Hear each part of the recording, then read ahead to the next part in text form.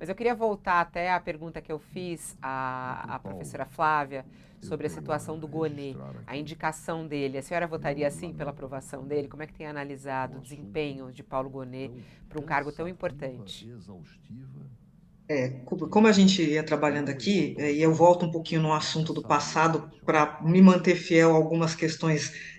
das minhas preferências, nós tínhamos outros nomes que poderiam ter sido utilizados, nomes de mulheres negras, a gente já falou disso aqui, mas voltando agora para o assunto do momento, eu acho que o Paulo Gonet, como é o indicado, eu votaria sim no Paulo Gonet, e acho, concordo com a sua fala no sentido de que na hora em que nós trabalhamos com uma sabatina, nesse formato que vem sendo utilizado já há algum tempo, e nesta edição especificamente, a presença do Paulo Gonet, a sabatina do Paulo Gonet, ela acaba um pouco mais secundarizada, não é? Porque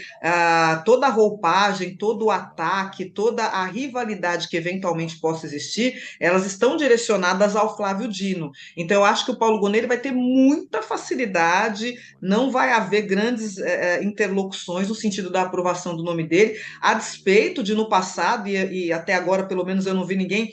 tratando desse assunto, até por conta do próprio cargo, que embora seja muito importante, e a gente sabe disso, mas nós não vimos, não é, toda a questão a propósito de que ele tenha sido uma das pessoas que editou o parecer à época, não é, pela inexigibilidade de Jair Bolsonaro, que apresentou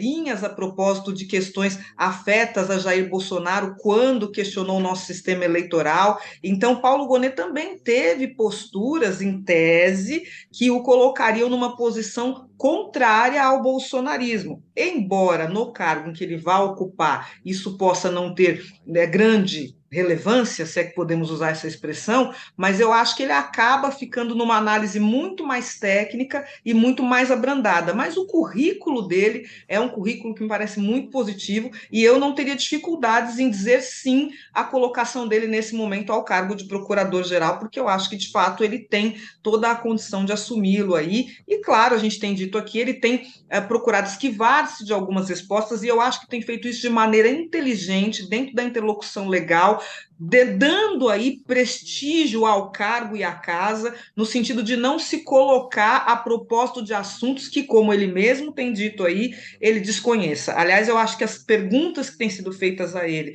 e algumas daquelas que têm sido apresentadas ao Dino vão usar, eles vão se valer dessa estratégia, né, desse tipo de resposta de proposição, porque ela, de fato, é a mais adequada.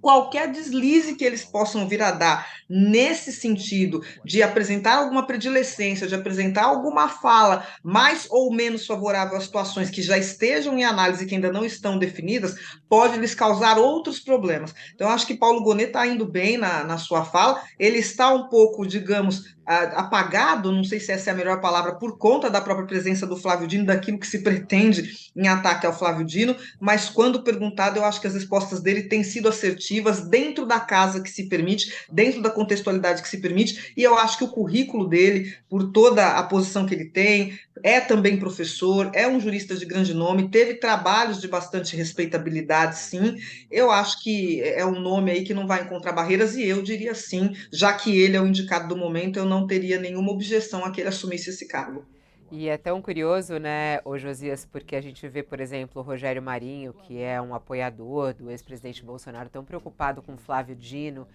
quando que na verdade tem que se Sim, preocupar com o Gonê, né? Porque tá na mão, não exatamente. é verdade, professora? Porque tá na mão da PGR essa situação de Bolsonaro, que até então não foi denunciado, o que chama bastante atenção, inclusive, né? Um ano depois essa questão do 8 de janeiro, por exemplo, até este momento, Bolsonaro não foi denunciado. Então, quer dizer, a preocupação dos bolsonaristas, dizendo assim, né, como até mesmo ele disse, teria que ter como foco até a PGR, né, professora? Sim, sem dúvida, e até por conta do perfil de quem é a pessoa indicada, né, que já em outros momentos trabalhou nesse cenário, né, que já, inclusive,